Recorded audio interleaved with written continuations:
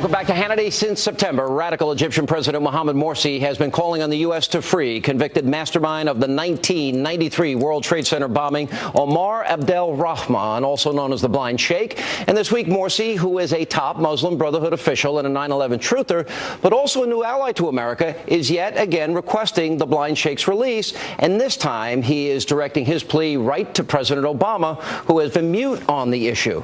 But with a trip to the U.S. and a meeting with President Obama on Morsi's calendar and suspicions that the anointed one might cave to his new pal Morsi, now that the election is over, top Republicans, they are demanding that Obama speak up and stand strong against the radical leader.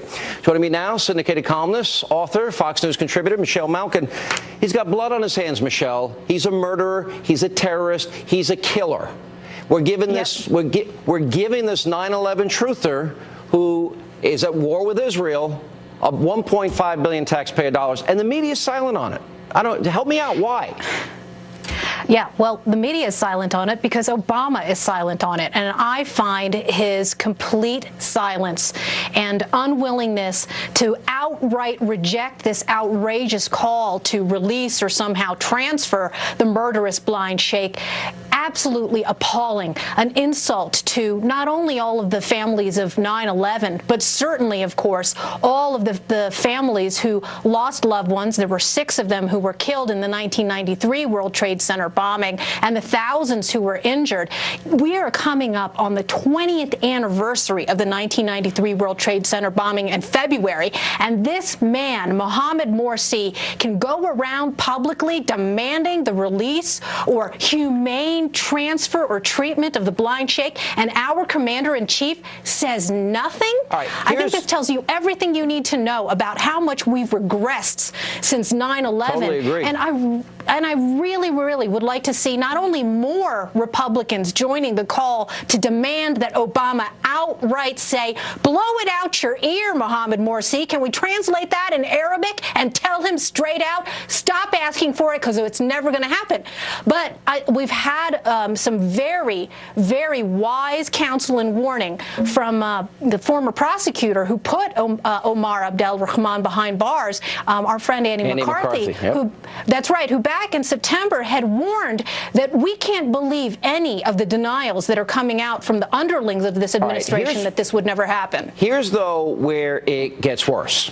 American taxpayers, everybody watching this show right now needs to understand $1.5 billion American dollars are going to Egypt, going to the Muslim Brotherhood guy, 9/11 truther. And let me play this tape that we played on the program last week. Listen to what he says about our friends, the Israelis, that they're bloodsuckers, descendants of apes and pigs. Watch this. التي ما جاء بها الأعداء الصهاينة والأمريكان إلا لتكون على عكس وضد إرادة الشعب الفلسطيني وضد مصالح الفلسطينيين، إما الصهاينة وما يريدون وإما الحرب.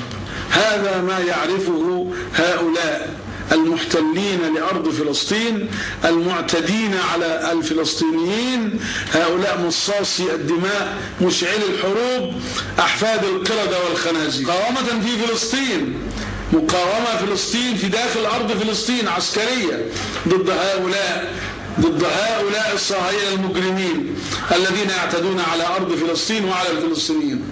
All right, you're Benjamin Netanyahu, and you hear that. Now, that was said in 2010. You see your closest ally, America, give him $1.5 billion. And then add a little, cream and a cherry on top. Then you've got Obama appointing Hagel and Brennan. What is your reaction if you're the Prime Minister of Israel? Well, I'm sure that Benjamin Netanyahu's jaw has dropped to the floor so many times that it's black and blue there. And it's not just Israel that should be worried, of course. It's every American here at home who worries about national security. It's about every American family that has a relative who's a soldier trying to fight jihad overseas while we're subsidizing the terror coddlers. And, by the way, might I add, rolling out the welcome welcome mat, not only for Morsi, but so many of these Muslim Brotherhood and other terror front groups who are getting in the front door. I've reported on Hisham al-Tlaib, who has Muslim Brotherhood ties, who came into the White House, and there are dozens, there are scores of them who've been allowed, including a Gama Islamia official. That's the terror group of which Omar Abdel Rahman is the spiritual leader of, who got a visa granted by the State Department in June, walked into the White House, talked to at least one national security advisor about what? Guess what? The possible release of Omar Abdel Rahman.